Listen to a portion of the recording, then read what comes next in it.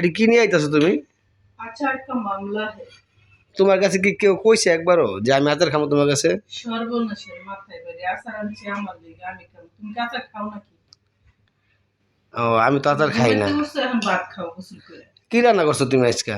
রান্না করছি গরুর মাংস কালা ভুনা করছি তোমার জন্য, আর কলিজাটা ভুনা করছি, তারপরে কাশির রেজালা করছি, তারপরে হচ্ছে রোস্ট আছেই, বোরহানিও আছে, সালাদও আছে।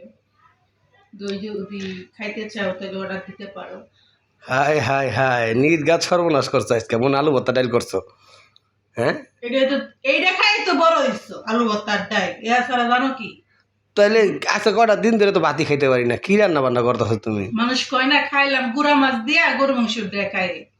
তুমি বাজার করবা উল্টা পাল্টা, আমি কি গরু মাংস রোস্ট পোলাও মাংস কুমার করে তো তোমার আমি কইছি একবারও বলো।